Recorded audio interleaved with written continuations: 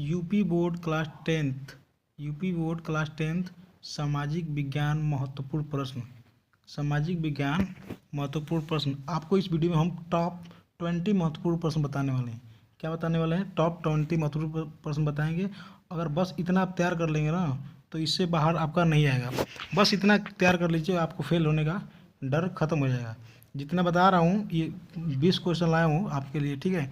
तो ये 20 क्वेश्चन जो भी हैं आपको एक जगह नोट कर लेना है और नोट करके कॉपी पर नोट करके अच्छे से रख लेना और बस इसी को तैयार कर लीजिए। इतना आप तैयार कर लीजिए, बस आपका काम हो जाने वाला है। फेल होने का डर ही नहीं होगा, ठीक है। अगर अच्छे से कर देते हैं तो आपका बोर्ड एग्जाम में अच्छे नंबर देखने को मिल जाएगा। देखिए बार बार पूछे जाते हैं, यहाँ पर देख सकते हैं कितनी बार पूछा गया है ये। तो हर बार ये आता है तो आपको ये देखना ज़रूरी है। तो आइए हम देखते हैं। तो आइए दोस्त हम देखते हैं कि आपका पहला प्रश्न क्या है। बस इतना आप उनको ध्यान देना है और सभी क्वेश्चनों को नोट कर लेना है। अगर आप अभी तक कुछ नहीं पढ़े हैं तो बस इतना आप तैयार कर लीजिए। तैयार करके जाइए, आपका अच्छे नंबर आ जाएगा, ठीक है। पास होने की तो छोड़ दीजिए, आपका अच्छे नंबर आने वाला है। देखिए पहला प्रश्न क्या है, जर्मनी का एकीकरण कब और कैसे हुआ। पहला प्रश्न क्या है कि जर्मनी का एकीकरण कब और कैसे हुआ। इससे आपको सबको जो प्रश्न है ना सबको आपको नोट कर लेना है। यदि आप चाहते हैं इसका PDF लेना तो आप मेरा टेलीग्राम चैनल है एग्जाम सहयोगी, आप लिंक दे दूंगा डिस्क्रिप्शन में, वहाँ जाकर ज्वाइन कर लीजिए। वहाँ से आप बोलेंगे तो मैं भेज दूंगा, आपका PDF के रूप में भेज दूंगा, वहाँ से आप प्राप्त कर सकते हैं। तो ये आप प्रश्न हो गया प्रश्न पहला। और दूसरा देखते हैं कि लोकतंत्र के लिए जातिवाद घातक है, कोई 2 कारण बताइए। पूछता है कि लोकतंत्र के लिए जातिवाद घातक है, कोई 2 कारण बताइए। अगर नहीं भी आ रहा है तो जातिवाद के बारे में जो भी आप जानते हैं, सामाजिक ज्ञान है आपके पास, ठीक है, तो उसके बारे में बना करके लिख देंगे तो आपका नंबर आपको मिल जाएगा। उसके बाद यहाँ पे क्वेश्चन नंबर 3 की बात करें हम कि ऊर्जा के गैर परंपरागत 4 स्रोतों का विस्तार पूर्वक वर्णन कीजिए। ऊर्जा के गैर परंपरागत 4 स्रोतों का विस्तार पूर्वक वर्णन कर देना है, इसके बारे में आपको लिख देना है, ठीक है। उसके बाद देखिए यहाँ पे क्वेश्चन नंबर 4 कि संघवाद क्या है। संघवाद क्या है? भारत के संघीय ढांचे की 4 विशेषता बताइए। संघवाद क्या है? आपका भारत के संघीय ढांचे की 4 विशेषताएं बताइए। देखिए बहुत ही मोस्ट इम्पोर्टेंट है, ऐसे ऐसे प्रश्न आपको आ जाते हैं तो ये इनको आपको अच्छे से ध्यान देना है और नोट करके इनको रख लेना है। उसके बाद क्वेश्चन नंबर 5 की बात करें तो नमक सत्याग्रह क्यों प्रारंभ किया गया था, उसका संक्षिप्त विवरण दीजिए। नमक सत्याग्रह क्यों प्रारंभ किया गया था, इसका संक्षिप्त आपको विवरण देना है। और उसके बाद 6वां प्रश्न आ गया कि रॉलेट एक्ट क्या होता है। रॉलेट एक्ट क्या होता है, उसका विरोध कैसे किया गया, क्या परिणाम हुआ, ठीक है। रॉलेट एक्ट क्या था आप पढ़े होंगे तो जानते होंगे, उसका विरोध कैसे किया गया और क्या परिणाम हुआ। ये मोस्ट इंपोर्टेंट बहुत ही हाईलाइटेड प्रश्न जो बार बार आपके पूछते हैं। बस इतना बता दे रहा हूँ ना, आप बोर्ड एग्जाम देकर आइएगा और इसमें वीडियो जो प्रश्न दिया हूँ फिर मिलाइएगा, देखिए कितना इसमें से आपके क्वेश्चन फंस रहे हैं। उसके बाद देखिए राजनीतिक दल और दबाव दल में अंतर लिखिए। क्या है यहाँ पे, राजनीतिक दल और दबाव दल में अंतर लिखने को आपको आ जाता है। तो एक कैसे लिखेंगे आप, यहाँ पर एक साइड लिख देंगे कि राजनीतिक दल और इस साइड लिख देंगे दबाव दल। दोनों में आपको अंतर पॉइंट वाइज आपको लिखना है, ठीक है। पॉइंट दे देकर जैसे मान लीजिए यहाँ पर आप लिख दिए राजनीतिक दल यहाँ पे, उसके बाद यहाँ पर पॉइंट देना 1, पॉइंट 2 ऐसे करके आपको लिखना है पॉइंट वाइज। तो ये आपको अंतर बता देना है। उसके बाद आपको यहाँ पे 8वां प्रश्न आ गया कि अधात्विक खनिज किसे कहते हैं। ऐसे 2 खनिजों के नाम लिखिए। अधात्विक खनिज किसे कहते हैं और ऐसे 2 खनिजों के नाम भी आपको लिख देना है। उसके बाद क्वेश्चन नंबर 9 उद्योग का एक संक्षिप्त वर्गीकरण कीजिए। उद्योग का एक संक्षिप्त वर्गीकरण प्रस्तुति कीजिए। तो ये आपको देख लेना है। उसके बाद क्वेश्चन नंबर 10 की बात करें कि अर्थव्यवस्था के तृतीयक क्षेत्रक से आप क्या समझते हैं। अर्थव्यवस्था के तृतीयक क्षेत्रक, ठीक है, ये आपको आता है। ये बहुत ही इंपॉर्टेंट क्वेश्चन है, इसको आपको ध्यान में रखना है। अर्थव्यवस्था के तृतीयक क्षेत्रक से आप क्या समझते हैं, कोई 2 उदाहरण दीजिए। ये जो भी प्रश्न आएगा ना ऐसे क्षेत्रक के रूप में तो ये आपको उदाहरण भी देना होता है इसमें, तो ये बार बार पूछा जाता है। ऐसा कोई साल नहीं है जिसमें ये ना आता है, ठीक है। तो ये क्षेत्रक वाला प्रश्न आपको अच्छे से देख लेना है, जो भी क्षेत्रक होते हैं द्वितीय क्षेत्रक तृतीय क्षेत्रक, तो इसको देख लेना है और उसको एग्जाम्पल भी आपको याद कर लेना है कौन से में क्या एग्जाम्पल होता है, ठीक है।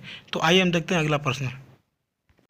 और उसके बाद आप देखेंगे यहाँ पे क्वेश्चन नंबर 11 की साइमन कमीशन की रिपोर्ट से कांग्रेस क्यों असंतुष्ट थी। कांग्रेस ने किस नई नीति की घोषणा की। कांग्रेस ने किन नई नीति की घोषणा की, ठीक है। तो ये आपको ऐसे प्रश्नों का आपको देख लेना है। अगर जहाँ भी नोट्स वगैरह बनाए हैं तो उसको आपको हाईलाइट कर देना है, हाईलाइट करके उसको याद कर लेना। अगर नहीं कुछ बनाए हैं तो अभी जा करके आप अपने बुक्स में थोड़ा सा इसको उस उत्तर खोज करके लिख लीजिएगा। इतना कर लेंगे तो आपका काम हो जाने वाला है। बस इतना ही परसेंट जो बता रहा हूँ बस इतना 20% दे रहा हूँ आपको, इसमें सब रट लीजिए, इससे बाहर आपका नहीं आएगा। ठीक है, ये आपको कर लेना है। उसके बाद आप देखेंगे कि 12वां प्रश्न है आपका कि जर्मनी के एकीकरण में सबसे महत्वपूर्ण योगदान किसका था। जर्मनी के एकीकरण में सबसे महत्वपूर्ण योगदान किसका था। जर्मन राष्ट्र का प्रथम सम्राट किसे घोषित किया गया। जर्मन राष्ट्र का प्रथम सम्राट किसे घोषित किया गया। तो ये आपका रहा 12वां प्रश्न। तो ऐसे ऐसे आता है प्रश्न। ठीक है, उसके बाद 13 नंबर देखेंगे कि छापेखाने यानी प्रिंटिंग प्रेस के आविष्कार से समाज पर क्या प्रभाव पड़ा। जब छापेखाने के आविष्कार से हुआ तो समाज पर क्या प्रभाव हुआ था कि लिए 3 बिंदुओं पर प्रकाश डालिए। तो पॉइंट वाइज आपको 3 बिंदु यहाँ पर 3 पॉइंट बना करके वहाँ पर नोट करके आपको दिखा देना है, उसके बारे में लिख करके दिखा देना है आपको। तो ये करना है। अगर अच्छा नंबर पाना है तो आपको पॉइंट वाइज लिखना होगा। जैसे पॉइंट वाइज कर रहा है ना, तो पॉइंट वगैरह बना करके यहाँ से अच्छे से स्केच से हेडिंग डाल करके आप लिखेंगे तो आपको अच्छा नंबर मिलने वाला है। उसके बाद देखिए 14 नंबर यहाँ पे कि लोकतांत्रिक शासन प्रणाली से होने वाले 4 लाभ लिखिए। लोकतांत्रिक शासन प्रणाली से क्या 4 लाभ क्या है, तो उसके बारे में आप बना करके लिख दें। अगर नहीं भी आता है तो बना कर लिख कर देंगे। ठीक है, कि आज़ादी होती, स्वतंत्रता होती है, आप अपने सब कार्य कर सकते हैं। ठीक है, तो ऐसे ऐसे करके आप करेंगे तो आपको नंबर मिल जाएगा। अगर 5 नंबर का है तो आपका कम से कम उसमें 4 नंबर या 3 नंबर मिल जाएगा। तो आपको कोई भी प्रश्न छोड़ कर आना नहीं है, सभी प्रश्नों को अटेम्प्ट करना है। जो ना है उसको बना करके लिखिए, लेकिन ज़रूर आपको लिखना है। कुछ भी लिखिए लेकिन लिख करके आइए, उससे रिलेटेड होना चाहिए। ठीक है, उसके बाद देखिए यहाँ पे क्वेश्चन नंबर 15 कि राजनीतिक दलों के कोई 4 कार्य लिखिए। जो भी राजनीतिक दल हैं उनके कोई 4 कार्य लिख दीजिए। तो राजनीतिक जो दल होते हैं, पार्टियाँ वगैरह होती हैं, उनके कार्य क्या क्या होते हैं, तो थोड़ा सा अगर दिमाग लगाएंगे तो आप लिख जाएंगे। ठीक है, थोड़ा बहुत उसमें आप सोचेंगे तो लिख देंगे। अगर अभी वक्त है थोड़ा सा पढ़ लेंगे तो उसके बारे में जान जाएंगे आप। उसके बाद आएंगे यहाँ पे 16 नंबर की पूना पैक्ट पर किसके हस्ताक्षर हुए, उसकी 2 शर्तें लिखिए। जब पूना पैक्ट हुआ था तो उसमें किसके हस्ताक्षर हुए थे और उसकी 2 शर्तें लिखिए। तो इसको आपको देख लेना है। उसके बाद क्वेश्चन नंबर 17 महात्मा गांधी के सत्याग्रह पर एक निबंध लिखिए। महात्मा गांधी ने जो सत्याग्रह किया था तो उसके बारे में आपको वो बस आपको बना करके कम से कम अगर 4 नंबर का है तो 10 लाइन लिख देंगे तो आपका काम हो जाएगा। 10 से 12 लाइन लिख देंगे तो आपका काम हो जाएगा।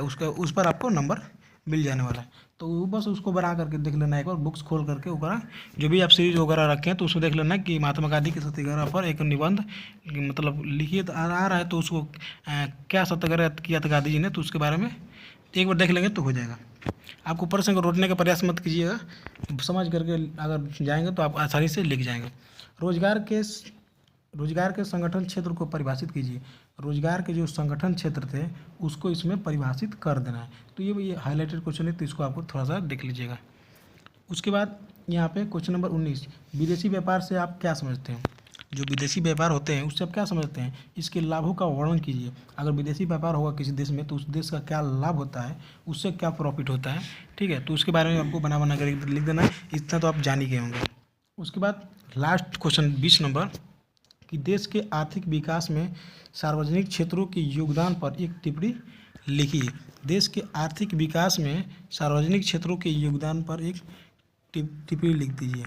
तो ये आपको लिखना है कि देश के आर्थिक विकास में सार्वजनिक जो क्षेत्र होते हैं उनका क्या योगदान है, उसके बारे में आपको अच्छे से बना करके लिख देना है। ये रहा टोटल 20 प्रश्न जो आपको जानना बहुत जरूरी था, जो कि ये 4 मार्क्स या 6 मार्क्स या कभी 2 मार्क्स में भी पूछ दिए जाते हैं।